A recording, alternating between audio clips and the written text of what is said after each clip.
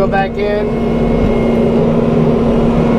and maybe widen it a little more just to get a nice clear path. The owner did an excellent job marking out a path for me. It's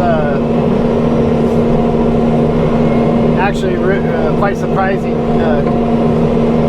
The path that he picked out was very moderate. I didn't have any issues at all, and that's saying a lot, because when I walked this area, I almost turned the job down because of how bad it is. So the path that we got worked out really good, because it is really bad back here.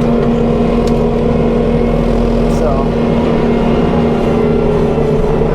kudos to him. It also saves me a lot of time too, so I can actually get more work done. So it's beneficial to not only me but him as well. Obviously, I could have spent the time to mark out the paths and stuff, but then he would have to pay me to do that. So it's not like I made the owner do some work. Hey, get out there and work. So I don't have to, but it's all about just saving the money, and that's what's important, is that he was able to do something out here and then save himself some money too, which is always a good thing.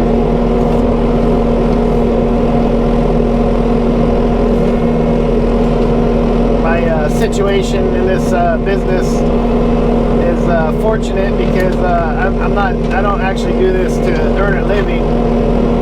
This money that I make here does help with the household and all that, but it's not necessarily needed.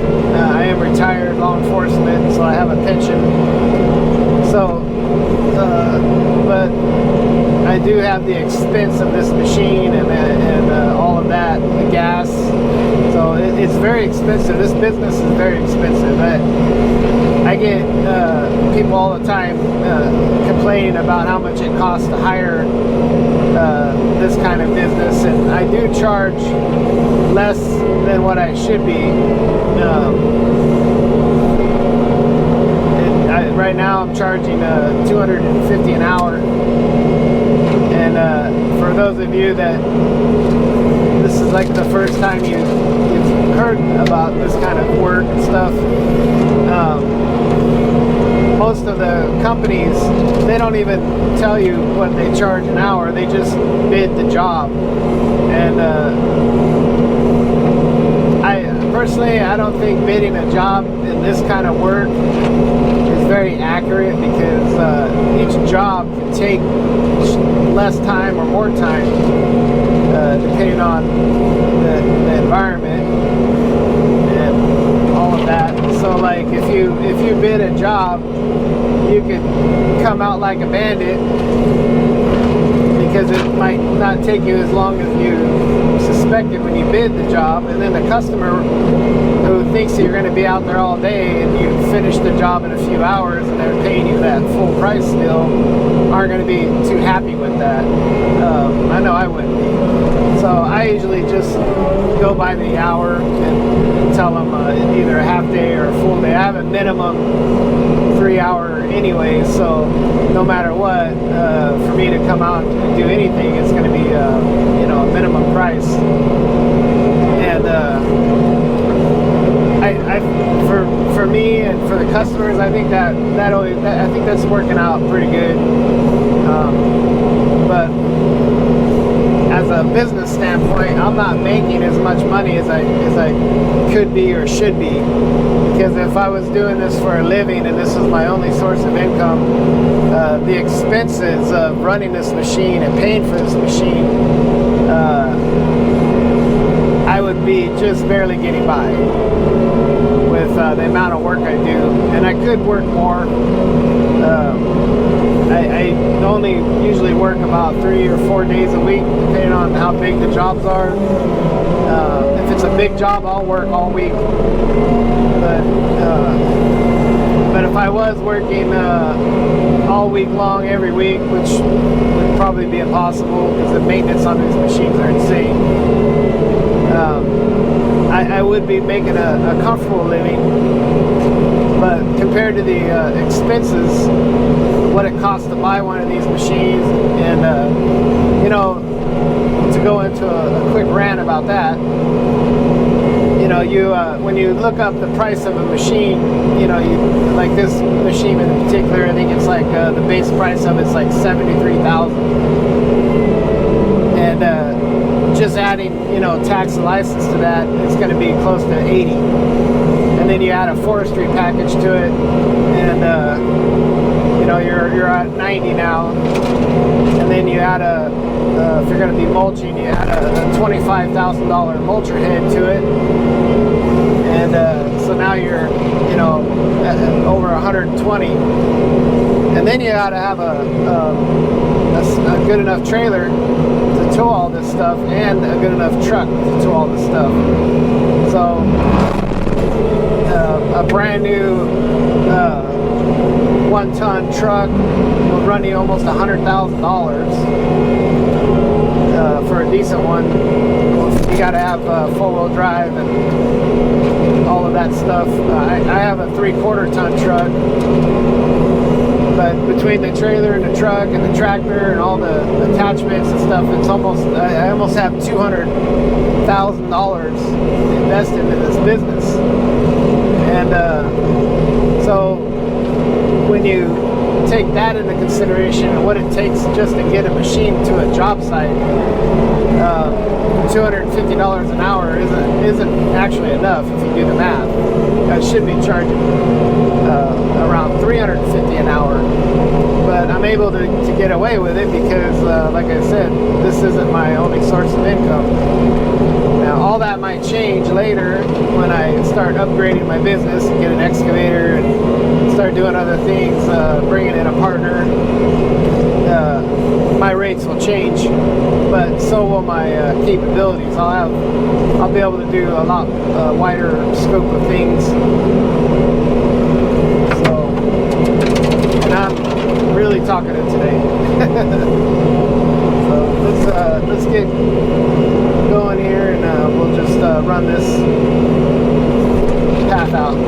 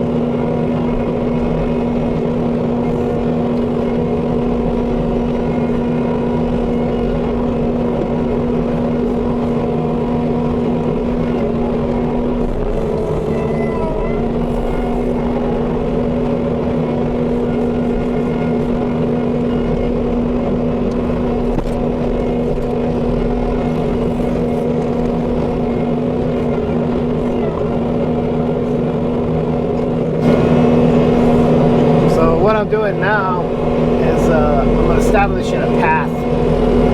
So like right here, there's a hump there, and to the left there's a big ditch, or not a ditch, but a rut. And to the right here there's also a rut, but not as bad. So I'm just establishing a path through all these dead fern and I'm going really slow so that when I come back through, I can widen it and, you know, just get the best pathway. And that's why I'm going so slow. This terrain is very hilly and stuff, so just taking my time and trying not to you know, get jarred around too much. End up with a sore neck and a sore back at the end of the day, so be careful.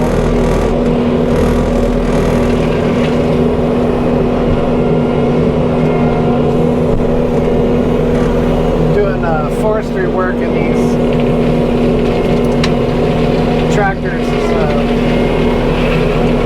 puts a lot of strain on your body. You feel like you were out wrestling all day when you finish a full day's of work in these tractors. But it's fun though. I enjoy it so far.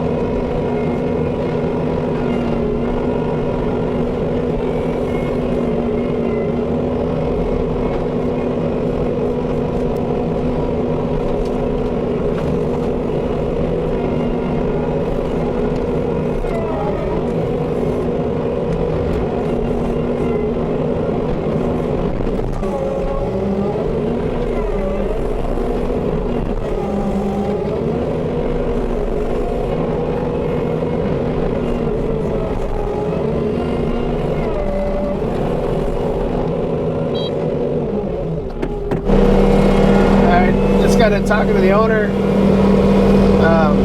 There's a shooting lane here, and then there's a field about 100 yards in, and so we're gonna clear out this lane. It's most, I would call it a trail, but he's gonna use it as a shooting lane too. And then we're gonna, he said there's an open field back there. I haven't seen this part of the job, but he said there's an open field back there, and well, go back there and try to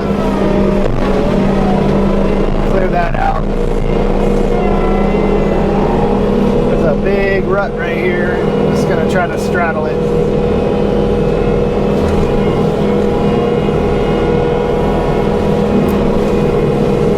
I tell you, this job here today would have been perfect for a excavator with a mulcher, which I don't have, so.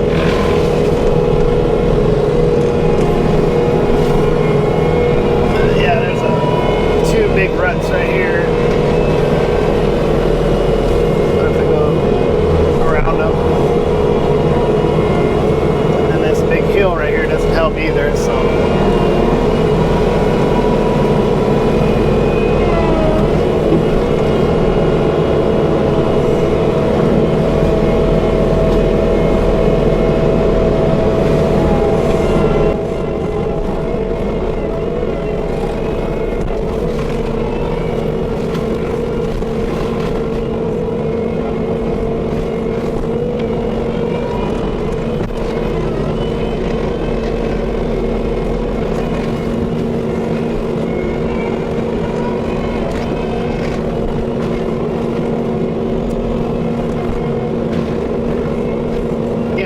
Go through this quickly and clear out a semi-usable path, and then when I come back through, I'll wipe it out, make it more usable. That first part, you can tell how much that tractor was still moving, but it was there's a bunch of unavoidable ruts there.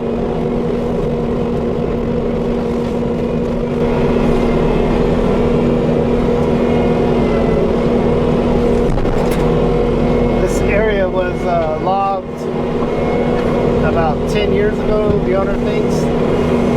So a lot of the stumps I run across, I'm going to take out. They're pretty deteriorated. They've been here a long time. Most of them are just disintegrating when I hit them. So I'll clear out as many as I see. Like this one right here on the right.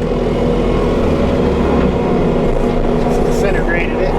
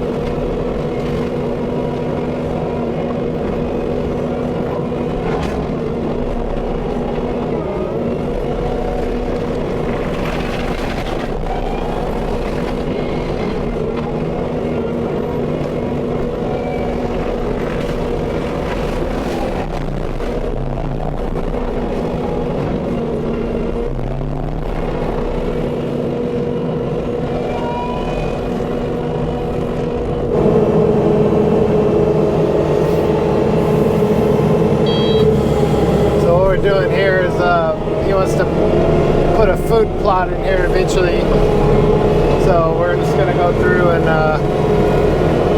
clear this out. It's pretty hilly, so I don't know how good of a foot plot you'd be able to get in here without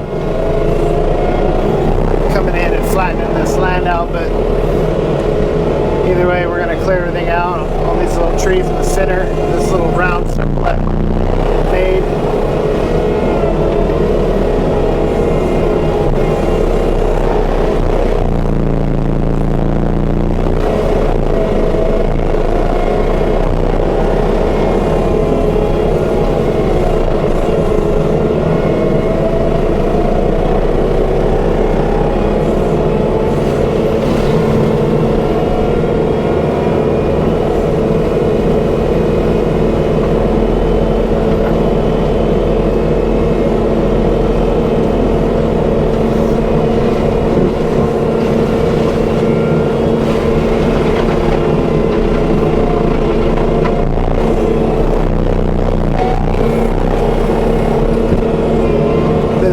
Potential food plot here might be a good candidate next spring for the Harley Rake to come in and level and flatten the ground out.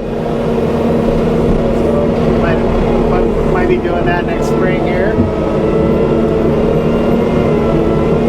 The Harley Rake is pretty handy, but it's also limited. You only get about maybe 4 inches of depth on them.